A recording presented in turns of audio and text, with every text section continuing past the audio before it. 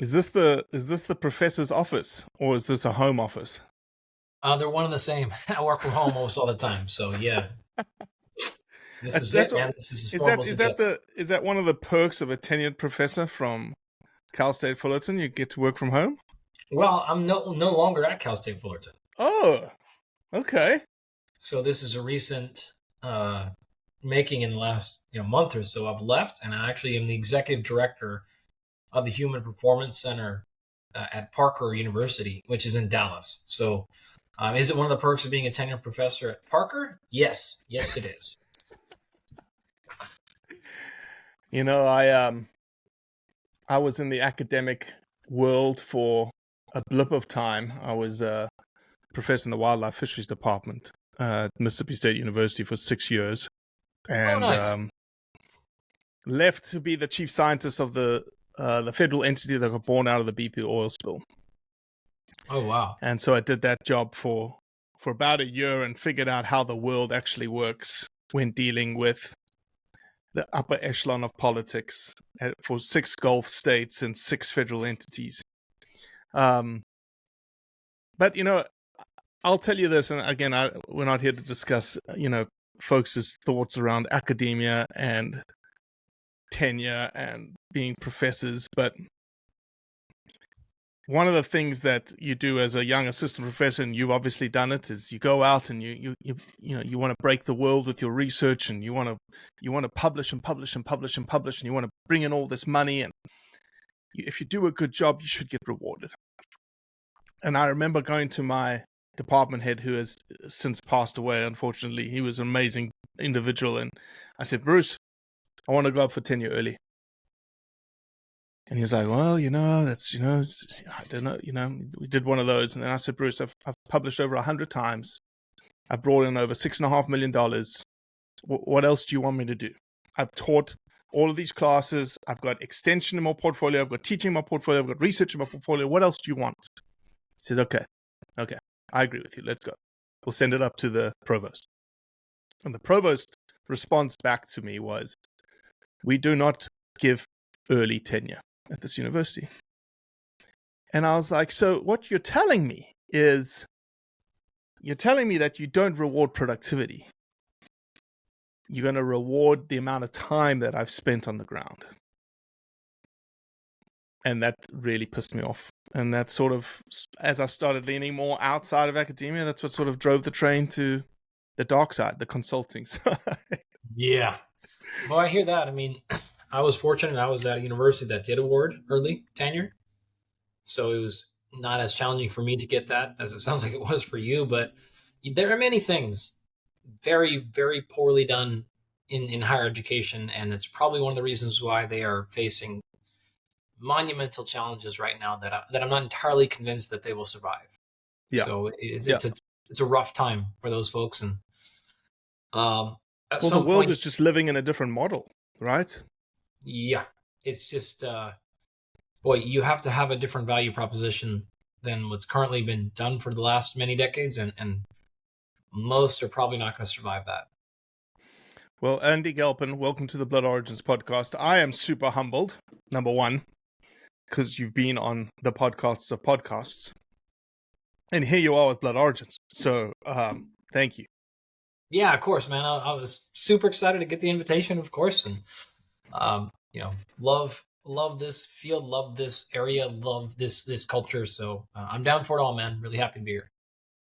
Andy, for those who don't know you, you obviously have already indicated you are now a tenured professor at Park University in Dallas in the Human Performance Lab. That I assume you've built that. That was your baby. That's correct. Yeah, that's what I'm doing right now. So we have a brand new 65,000 square foot facility that we are building right now, dedicated to human performance. And so it's really great because, as you alluded to a little bit earlier, the traditional academic route is not that. And so to be at a university who wants to make human performance at the forefront, not the hidden thing kind of in the corner that is like, well, we don't really care, but you have to do obesity research, you have to, whatever the case is, other fields, to be valued at a spot where the university itself. So this is like what we want to be known as, from a university down, and then to put the facilities and the abilities and the staff and all the constraints that they've ripped away from me that I've been dealing with for many, many years. So not to sound the wrong way, but if you think I've been productive the last 14 years, just watch out now. Just wait. Yeah. Oh, it sounds like they're thinking unlike a typical academic institution. It's very, very, very different. You'd be stunned. I could give you 100 examples, but we had a really hard time for many years bringing our athletes, our clients, community members onto campus. So here we have these tremendous resources and people want to use it, and we just could never get approval, and it was a giant nightmare. And it's quite funny because I have many, many stories, but one that always grabs people's attention is we had an athlete that I was working with named Conor McGregor was on campus. Oh, just the Conor McGregor. Okay. Right. Yeah, Most folks have heard. But he was in the lab and we were trying to do stuff, and they were filming it all for, I think Fox was doing a big special. It was a TV show for Fox that was going to air right after the NFC championship game or something like that. So a big football game on Sunday. Our administration jumps in the middle, like literally barges in the lab and starts yelling at them for filming and everything. And I had done the paperwork. I got all the signatures, and they were mad because they had gone on campus and filmed like the Cal State Fullerton sign. And the guy was like, the director was like, okay, so do you want me to take that shot that says Cal State Fullerton? Like, you want me to take that off of the film? And they're just like, they're like, and you just see that they were like, oh. So it's things like that. And now we contrast that to Parker. And Parker was like, please bring these people to campus. Please bring these people, put them on. I was like, what about community members? And yes. Like, we want everyone on the campus we can. I'm like, this isn't out. Like, you'd be stunned. That's how you think most people would want to think. But not only do they not, they literally do the opposite as hard as they can. So we're in a great spot to use those facilities for our professional athletes that we service, for our non-professional athletes that we service, for the community members, people that want to come in and use it and get tested and trained, like things like that. It's going to be open for those. There's a visitor center there. There's an educational kind of amphitheater dedicated to human adaptability. And this is everything from indigenous tribes and how you can deal with hunger and thermal stress, from people that can breath hold, to astronauts, to like all kinds of feats of human adaptability. It's dedicated towards that. And so when we say human performance, that's what we mean. I don't mean sports per se. It can be sports, that's fine. But what I've always been interested in, that center is interested in, is human performance. So whether that means dealing with and surviving childbirth, that is a human performance act, right? Whether this is simply surviving in nature, or having the cognitive bandwidth to lead your team, to make decisions under stress, to be resilient against fatigue and hunger and whatever. All of this stuff is human performance. So that is what we study, and that's the thing we want to serve in the long term. So being able to do that and not have to hide that is a pretty great feeling, man. Andy, I don't know you from a bar of soap, but dare I say that this is something that you've been dreaming about for forever? This whole thing, like the visitors, the education, it seems like it's all the elements being put together. Man, education is my jam. When people ask sort of what I do, I'm a teacher. I'm a storyteller. That is fundamentally what I do. Sometimes I tell that story to an individual to get them to do something, train a certain way, eat a certain way. Sometimes I'm telling a story to educate the masses or inspire them. Sometimes I'm telling a story through learning new information. We call that research. But yeah, that's what it is. And this is what I've been wanting to really, truly do for a long time. So I'm still bewildered the opportunity came up, and I'm cherishing all of it, man. It's been great so far. And we are probably a year and a half away from that building being open to the public. But I can't wait until it is. Man, that's going to be epic. I was looking through your CV or whatnot. So it was, again, you're a storyteller. So going through your background left me with a couple of chuckles. But I understand you don't know where I live. I live in Memphis. So you were in Memphis at the University of Memphis for a master's, Yeah, huh? I did my master's out there. Yeah, I spent a couple of wonderful years in Memphis, Tennessee. Yeah, that's where we are right now. My wife's family's from here, and so with all the traveling that I'm doing all around the world right now, it's like she said, "Hey, we need to move back to Memphis."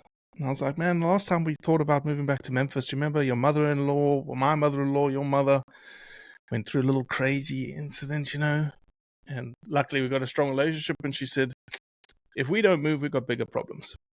And I was like, okay, let's rock and roll. Let's move. So I hear that. Andy, obviously I got to know of you through your engagement with Cam. Oh, yeah. And the Lift, Run, Shoot podcast. And I was like, damn, he hunts.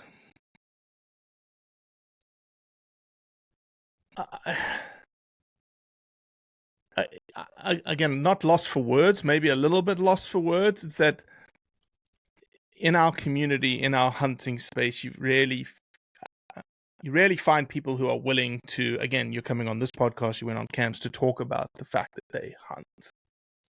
This vilified thing. Sure. But honestly, there is a very, very tenable connectivity between a hunter, you being a hunter, and this whole idea of human performance. Mm-hmm.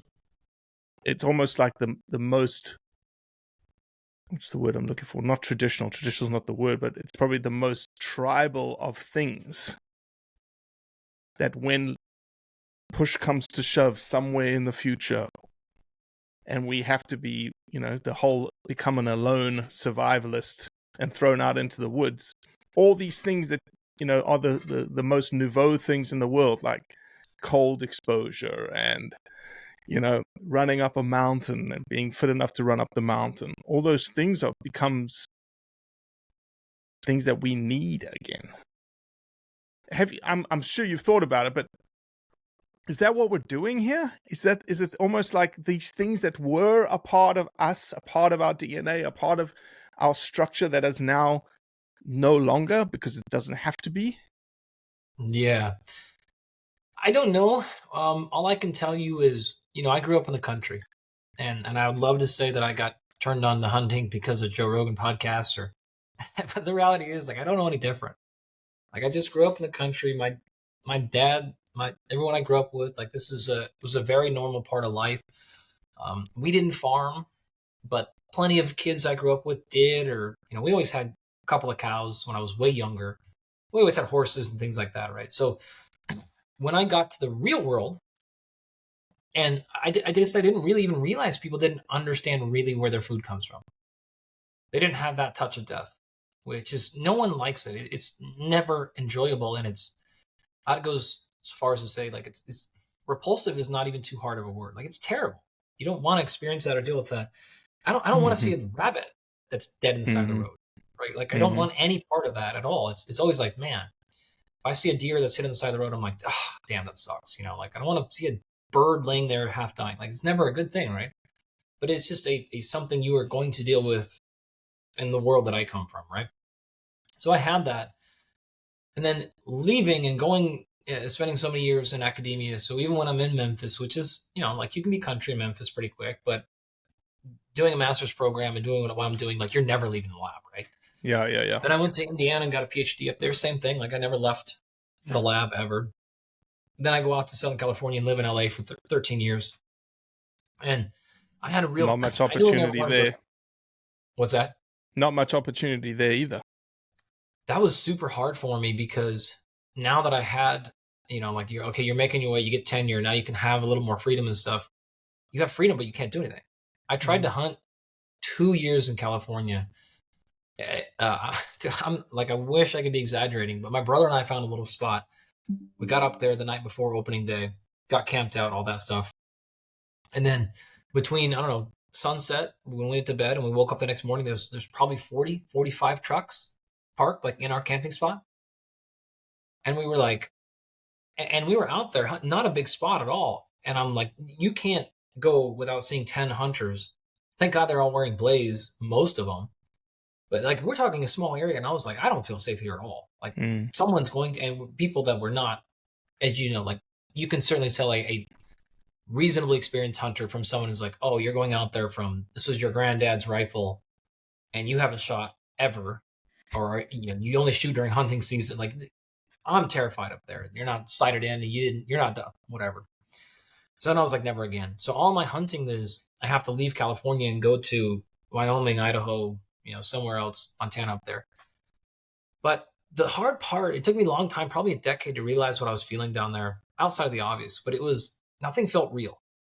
Like when I would take my kids out or I'd walk around, I would never wear shoes, or I'd just walk around the block.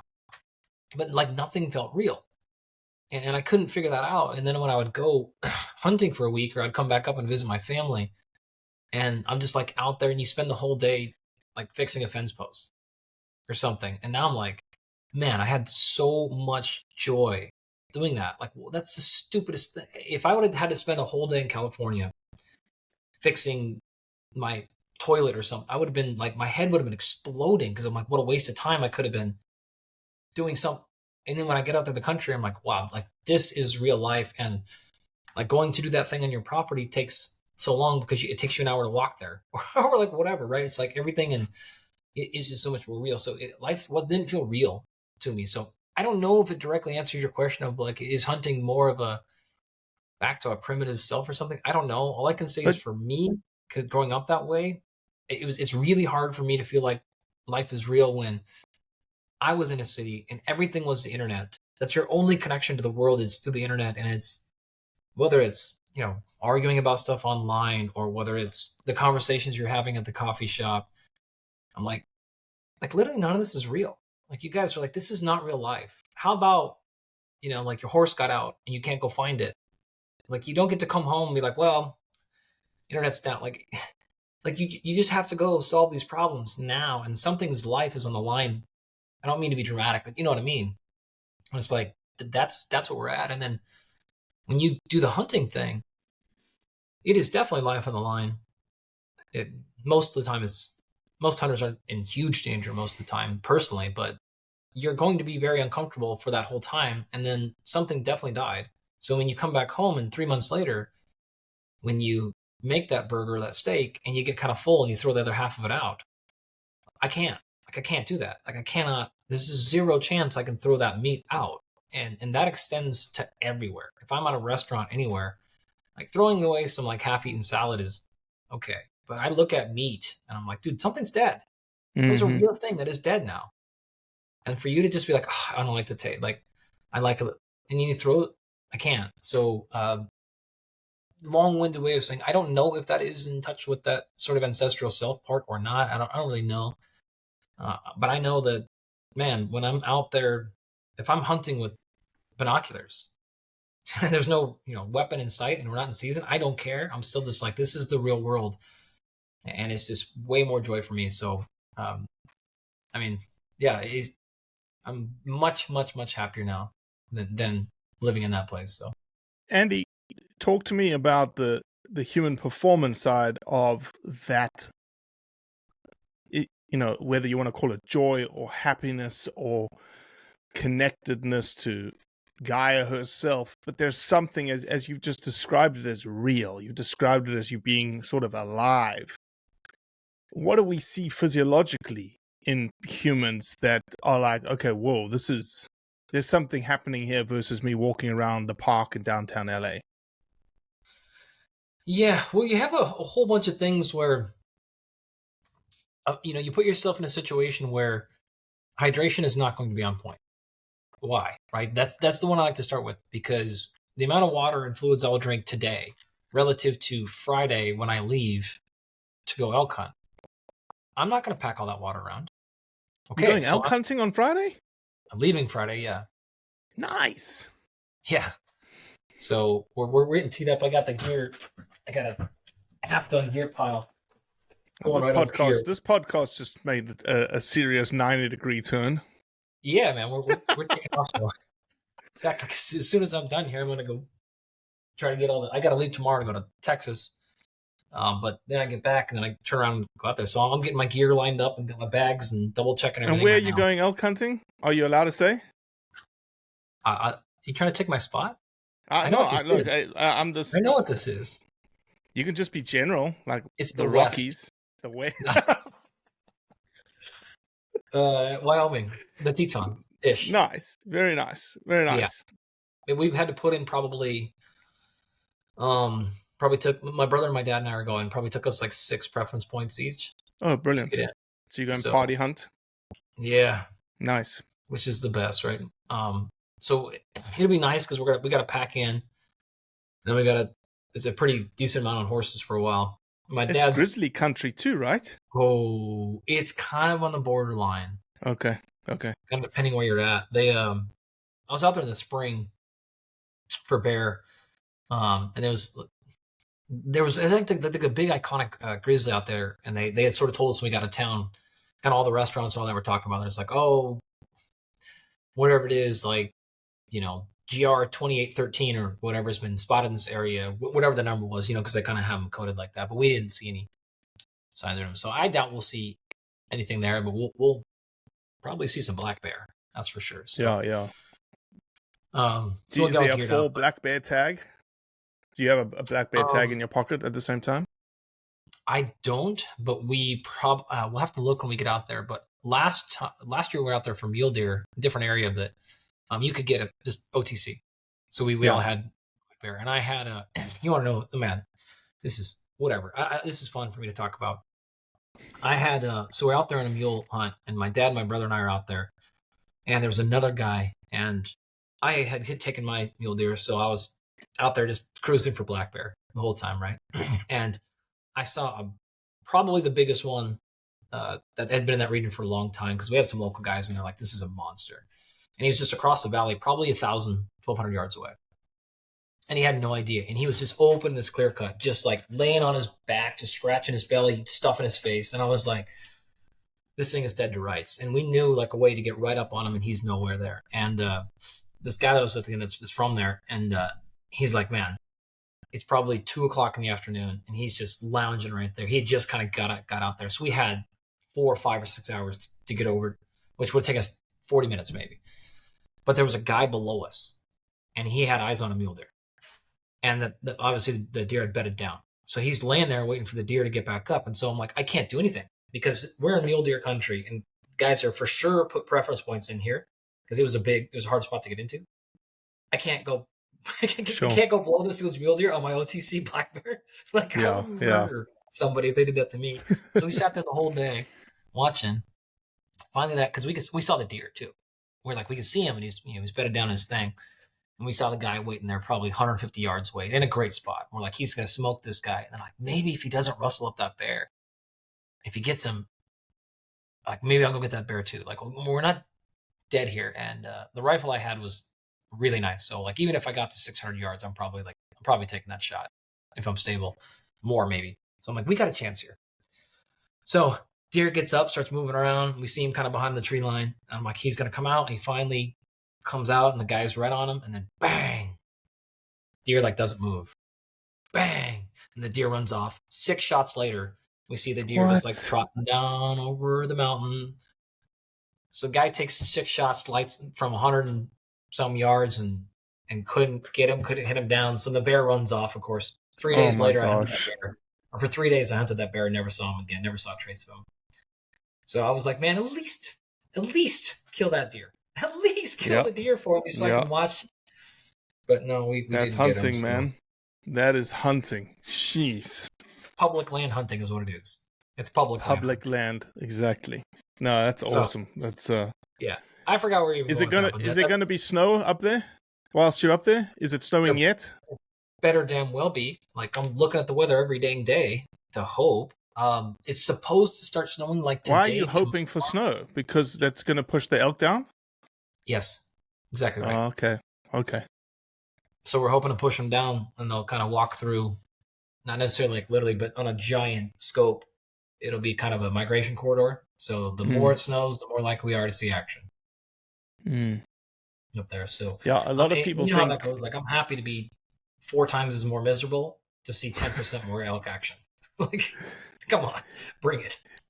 So then, just again, even speaking to that, right? You just said I'm going to be more miserable, but I'm going to probably love it more. Physiologically, what is that? Is it endorphins? Is it adrenaline? Yeah. Is it? Yeah. Okay. So technically, it's all of it, right? So it is dopamine. It is reward. It is adrenaline.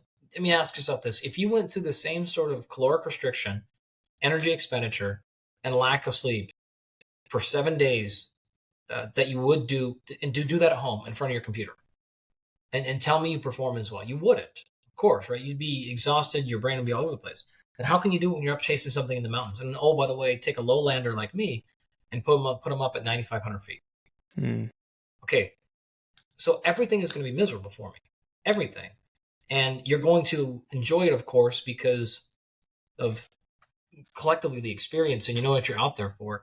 If you flip that equation, put me in that same scenario because my car had broken down and I'm trying to get out to survive, that exact same experience all of a sudden becomes unmanageably horrible, right? Exact same thing.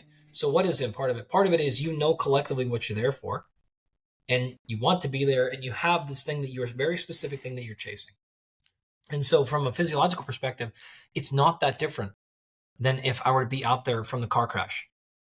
It's almost identical physiologically. If you took my dopamine levels, if you took my epinephrine levels, if you took my hydration, if you took my sleep, all that stuff, you would not be able to tell the difference really between those experiences. At that point, it is now simply psychological, me saying like, this is such a treat, a pleasure. And obviously in those seconds when I'm sitting there on the mountain, cold as hell, I don't want to be cold anymore. I'm sitting there going like, please, sunshine, come out. Like, I don't want to be cold anymore. It's terrible. I want to sleep. I'm tired. Like, I want this thing to end, kill this elk tomorrow so I could go sleep. But at the same time, the position, the state is what we call it, is significantly different. So the physiology would not be that different than in any other state. What is quite literally happening? Dehydration is happening, of course, because of the kind of way we started this question. I'm not going to take nearly as much water up there for all those reasons. I want to lug it around. Great. So we know that blood volume is shrinking because of that. Blood volume is the single biggest driver of endurance. So because of that, your blood isn't moving through your body as fast as it could be. So oxygenation is more difficult. Now, put me at altitude, which I will be, 9,000, 9,500 feet, depending on where we kind of end up setting up, right? Right, what's going to happen then? I'm not going to sleep nearly as much because the partial pressure up there is a little bit lower. Around 10,000 feet starts to be that cutoff. You get past that, 7,500, some guys will start feeling some stuff. Some guys, 10 grand, depending on kind of where you're at. So we'll just call it somewhere in that ballpark. Here's what's going to happen. The partial pressure is lower. So when you open your mouth, you're trying to create a vacuum of a pressure difference between inside your lungs and the outside world. Because right now the partial pressure is much stronger inside your lungs. So you open that up, air runs into your mouth, into your cavity. You think you're using your muscles and you're like actively breathing, but all you're doing is using your rib muscles and diaphragm to pull your lungs open to create a bigger space. That's all you're doing. The only reason air goes in is not because your throat or you pulling anything in. It's because the partial pressure difference between outside and inside. Yep. That pressure goes down. It becomes more equilibrium as you go up. That's what happens at altitude. So you can't get the air in because it doesn't have as much of a drive. People say all the time, like, there's less oxygen at altitude. That's not true at all. It's the exact same concentration, no matter how high you get for the most part. It's the partial pressure difference between it's the partial high pressure and low. Difference, right? So what starts happening is you start getting fatigue of what are called your intercostals, or that is the muscles that are kind of, it's the muscle, you cut open ribs, right? You slice out that little bit because you're the kind of guy like me who's getting every ounce off of that. Oh man, I've been accused of being like, you're being such an African. There's no term. I am African. I'm from South Africa, but they're just like, Robbie, please just stop. Like, there's no more meat. And I said, no, there's some meat still. There's still some. I'm still taking some off. You know. Yeah. I spray like crazy. My dad will just be like, it's gonna take you 40 more minutes, and you're gonna get a half a hamburger. like I'm in, right? So it's those musculature as well as your diaphragm. So because they're working significantly harder than they used to, they get fatigued. So you think about your fatigue as like, my legs are burning, but you don't realize your intercostals, your breathing muscles are burning because they have to open up that capacity, that cavity so much more to get air in. So you're not getting air in. Now, what that's leading to is an increase of adrenaline. Adrenaline is going up, so you're living in that sympathetic drive. That is an energy costing experience. It's not an energy rewarding, it is an energy costing experience. You're more focused, you're more alert, you're more present, you have more drive. But because of that, you're burning more energy. Adrenaline increases cortisol. Cortisol goes up. This is a stress hormone. This tells your body we're in stress. This drives blood glucose to go up. So blood glucose is what goes into your muscles to feed you to power. Okay. This is all happening at baseline, at rest. So Yeah. at rest, you have more blood glucose going, which means you're cycling more, you're burning more physical energy, and you're getting more of it from carbohydrates and less of it from fat.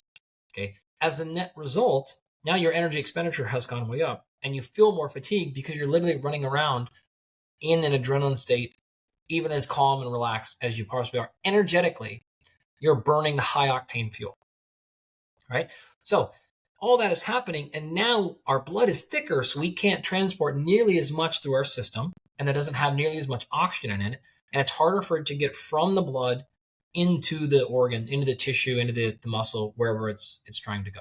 So we're less oxygenated, which then exacerbates the difficulty of using fat as a fuel. So we have to have, the only way you use fat as a fuel is through oxygen. Carbohydrates can be anaerobic or aerobic. And so you've driven a huge bias towards anaerobic metabolism this entire way. This leads to you overbreathing. You'll be doing that much more. Mm-hmm. That dumps CO2 out of your system. CO2 is a byproduct of metabolism. That creates an alkaline environment, which then makes your kidneys become acidic to balance the equation. It does that by giving off fluids and by giving off sodium and potassium. So you've now reinvigorated and made that hydration problem even worse. So you do all that, and then you lay down and you try to sleep. And you don't sleep for shit for all those reasons. Sure. And now you're fatigued because of the lack of sleep. So that's how that kind of cycle moves on. In addition to the fact that you're running up and down, you're packing, your caloric expenditure on its surface is actually pretty high as it is relative to what you're doing, and you're always on alert. Depending on what you're hunting and how you're doing it, whatever, what species. Elk, you got pretty much the middle of the day to do whatever you want, for the most part, unless you're moving. Other species you're going to hunt during the day, if you're antelope or whatever out here in the West. So it kind of depends on what you're doing, but that's the reality. And so you never really get into much of a parasympathetic drive, and you never recover that physiology. And so the strategies around it are to try to make sure your hydration is as on point as you can, but there's that like pull and tug there of like, again, do you want to be carrying all that water, and or do you want to be peeing every 30 minutes? Not only is that like a general pain in the butt, but that's actually potentially a really bad move if you're trying to hunt another animal and you're dropping scent exactly all the time. So there's like, okay, maybe I'll deal with that. Then you can, potentially use some supplementation and some other things to try to manage those. But that's the reality of what you're dealing with. So when you come back, and then by the way, you're almost always dealing with the elements, and you're dealing with a suboptimal sleep surface. So the fact that you're cold a little bit is increasing caloric expenditure because you're trying to heat up and do all those things, and you're dealing with elements you don't usually do in your house. And so you just stay at a really, really, really high, there's a marker you can look at called HRV, heart rate variability. It tells you kind of if you're in parasympathetic, fight or flight, or where you're at. Most people's HRV when they're hunting goes way down, which means you're just in sympathetic drive, you're in fight or flight the entire time. So when you come back, you're coming back from all that, and now all of a sudden oxygenation gets way up because you're used to breathing at that capacity. Hydration comes back, your kidneys start holding things on, and now you start to recover from real big energy expenditure, which most of us don't have much of energy expenditure throughout the day anyways. And then you feel this feeling of euphoria because everything is recycling back to normal. Cortisol is coming back down, and you're like, man, I'm so less stressed. Well, yeah. What you did is you did this big shot of stress. It's doing its compensatory rebound, and you're feeling that wonderful effect. And so there are brain things. That's just like the physiology, but then there's actually the stuff that's happening in your brain and your eyes and your vision. Really, like quick example there, your eyes are in your eyes and your smell and your hearing are all very much attuned to different stimuli. And when you keep those stimuli minimal, they get really fatigued is a really bad but kind of way to think about this, right? Sure. Then when you go out there and all of a sudden you're looking at something really intently 6 feet from your face on the ground, where you step in, where you're going, your ankles are moving left and right because this is unstable. You're going up and down. You're smelling different things. You're hearing different things at different distances, at different times of the day, at different temperatures. Well, now those sensors go nuts. So the cognitive effect of being in nature, independent of hunting, just being in nature, are really, really, really high. And so there's a cognitive energy cost to that. Your brain will take 80% of your energy at rest. and your brain's going nuts because it's looking, smelling, seeing. And anyone who's been in like indoors for a long time, as in like, maybe it's been 2 or 3 months before you really gone out. You go out in the woods and you're just like, oh my God. And you'll smell the deer. You can't see, but you'll smell an ant. Like, what the hell's that? And you can smell these things massively because your sensors are going, quite nuts. So that's a little dose of what's happening physiologically. Well, it's funny, the euphoria, and it speaks so truly. Like in the moment, it's so terrible, right? In the moment, you're like, why am I even doing this? This is the worst idea in the world. I've spent 2 years working up to this. I'm supposed to be enjoying it. I do not like this at all. Yeah. But I guarantee you, just like you said, 99% of the people, once they're home, and you just described sort of, again, the metabolic, physiological things that happen when you get back, that put you in that euphoric states going, you know what? That was the most amazing experience of my life. I feel so great, Yep. There's another thing that's relevant here that's really important to talk about, which is when you are out hunting, some people will say it. I don't experience this way, but some people will say this of it almost feels like you're meditating because you're so singularly focused on this one task. I don't necessarily get that at all, but I can tell you there is a huge cognitive unload for me. Right? I'm still thinking about my companies. I'm still thinking about our whatever. I'm not intentionally doing it, but when you sit there on a rock or you're hiking through the woods for 7 hours, there's time to think. That time to think is really precious because it rarely happens in the way that most people live because it's constant stimuli. It's work. And then it's headphones. I'm listening to a podcast. And then I went and worked out and listened to music. And then I watched a show, right? There's stimuli continually coming in. You go in a situation like that where you go from legitimately 16 hours of stimuli to 2 or 3. Yeah, you're chatting with the buddies like before you, whatever. For the most part, it's a lot of silence. And your thoughts will come in and out, but there's a huge unload of burden. And then you do that for 10 minutes at home. We do this in our protocols a lot in coaching. We'll do it like a 10-minute walk with people with no headphones in. And you'll see massive changes in stress loads, in stress hormones, in physiology. Well, now it's not 10 minutes. Now it's 12 hours. And now it's 5, 6, 10 days in a row. It is huge of just totally dumping things off the brain and going, okay, we'll let go of that, we'll let go of that, we'll let go of that.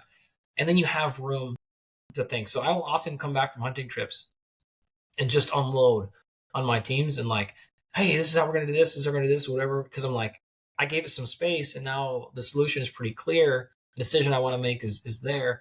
Ideas come, of course, but that's because I'm just letting my brain go. I'm not actually just engaging and bringing like very little stimuli in. There is certainly many moments and times of that.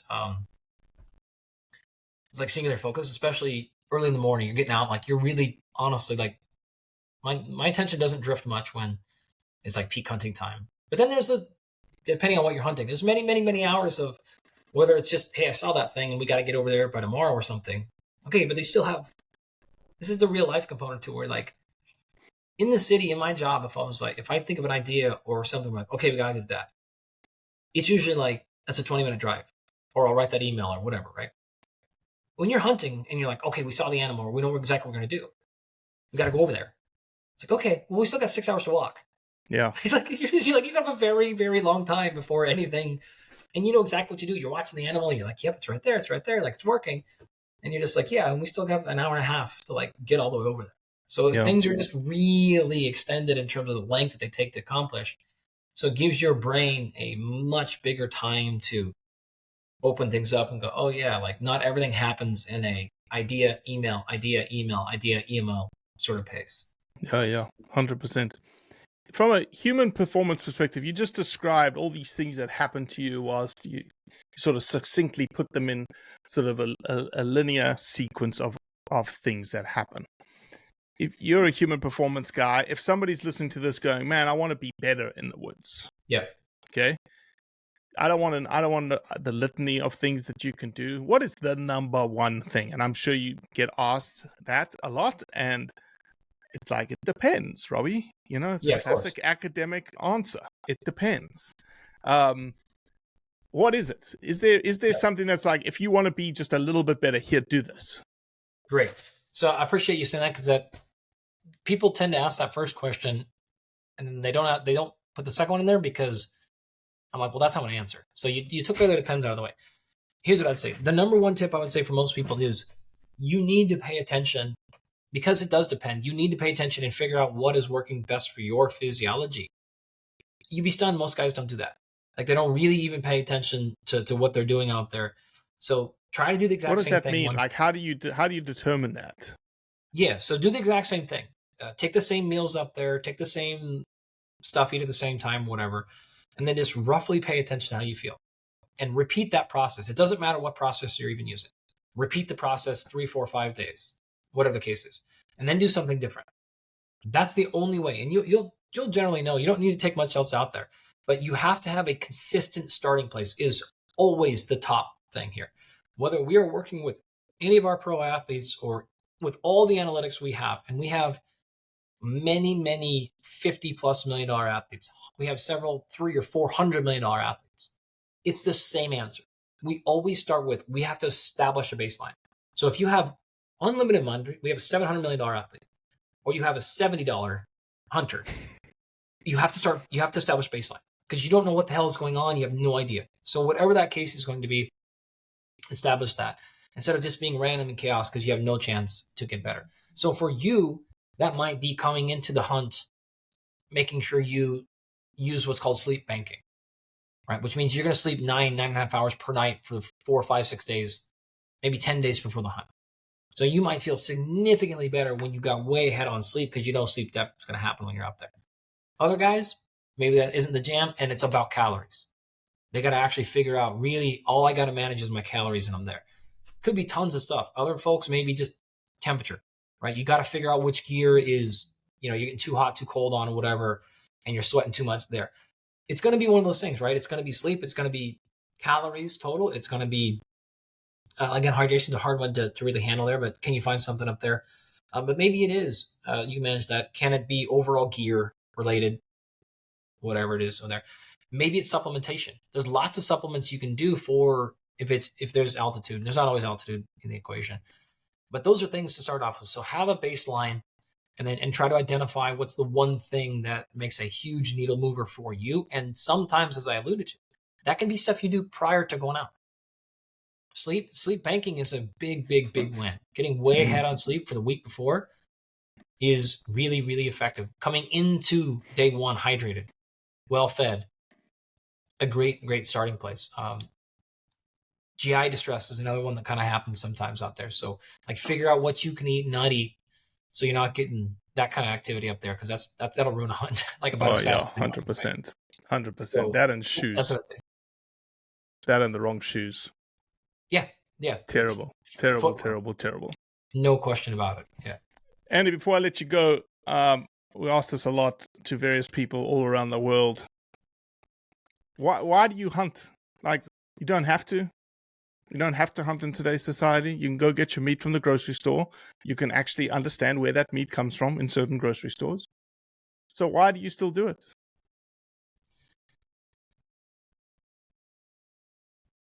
What an amazing question.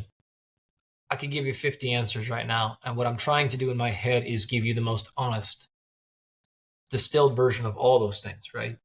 It is time alone. It is time off work. It is time in nature. It's all those things to me. Great. It is understanding that my family is going to get a much higher quality food. That's just, the overwhelming majority of meat we eat is things I've harvested.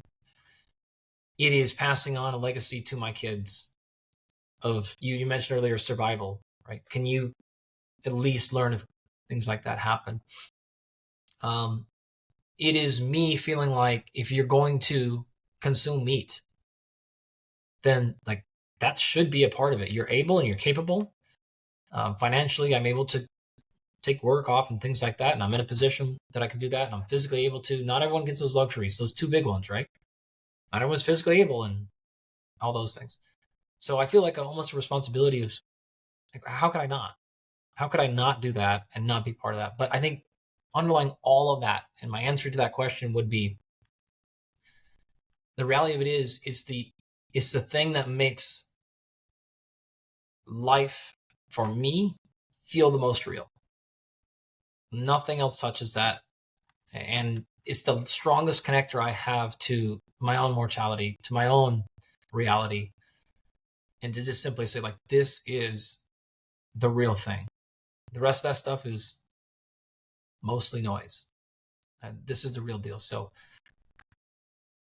I don't know how things will change in the future, but I just can't see any reality in which I'll ever want to stop hunting. Yeah, I really like that. That it's the real deal. It's the only place in today's massively busy, chaotic, noisy environment that we live in that you can really re-engage with who you are, who you were, who your ancestors were, what life was like. This whole I have very good vegan friends. I'm not against veganism. Sure. But throw a vegan into the bush for 10 days and they're not going to be vegans for very long in that 10-day time frame kind of scenario. It's just because that's who we are. I think from a genetic it's also, perspective. Dude, it's so wild. I mean, I grew up, you mentioned Cam, you heard me on Cam's show. Like, I grew up with Eastman's journals all over. And now I'm in a life where I'm like, I hang out, I can text Cam Haynes. Like, it's you know what I mean? Like, it blows my mind. I'm like, these are giants. Steve Rennell, all these people. I'm like, this was my childhood. And then actually, people don't know this, but there's a very famous, I won't even say who. There's a famous, fairly famous person in kind of the hunting equipment community that I grew up with as like a tiny kid. Nobody knows who this person is. Like a tiny kid. And I'm like, he's from nowhere, nothing either, like the tiniest little town. And so to see a guy like that get to the spot he's at, I'm like, man, it's so wild to me. So it connects me back to my own fortune, which is to say, like, can you believe you were here like everybody else? And now you're meeting these people who you esteemed like your entire life. Like, how fortunate are you? So there's part of that too. And, like you'll ask my wife, like, I've been around, I coach celebrities to this day, that the biggest of the biggest ones and all that stuff. And they're great. I love them. The ones that I'm close with, but like nothing gets my attention more than hunters or something. Like when Cam reached out the first time, like my wife was like, you got to stop talking about it. You gotta stop. So interestingly, anyway, one of the things that you've said twice now that I would think is again, you said you could have 50 answers to that question, and it's a tough question. But the two examples that you've given on this podcast of you hunting was you, your brother, and your dad. Oh, it was like those are the two examples. And so it's just, again, in today's society, being able to spend exceptional quality time with the people that are closest to you. Hunting allows that. Man, and like teaching my daughter, like she loves being out there. My son, we'll see. He doesn't get to be around anything right now because he's completely out of control. He's a 4-year-old. So I'm just like, all right, you go watch me shoot the bow from the room. Go from the window. That's right. But yeah, like my kids are super into it. Whether they ever hunt, I don't know. I don't care. Yeah. But they better damn well appreciate living beings and the world. And you treat the squirrel and you treat the tree and you treat the earth like those are big deals. It's sort of funny, I know it's kind of cliche, but the non-hunters don't get that. But the way that we see the world is like the hunting in the way that most guys and girls that I know hunt. You couldn't give a bigger homage to the living world like than that experience, right? So you're out there and everything that you take out there comes back with you, and like hunters don't leave garbage, and like there's just such a higher level of general respect. You take care of the animals on your own property, the wild ones and the plants and everything, generally better than most do. And that's hunting is just a part of that bigger puzzle to me for my kids. So we will for sure I could hopefully pass it on as much as I can to my kids, and whether they decide to take it up or not, I don't really care, but that part they need to get for sure. Yeah, 100%. Well, Andy, I appreciate your time, man. I know you're a super busy man, and I'm completely humbled. You talked about you being, crazy about going onto cams. Whenever we get people like you and your stature to say yes to Blood Origins is amazing. So thank you. I really, really, really appreciate it. Couldn't have said yes faster to this one, man. It was blessed. Thank you, bud.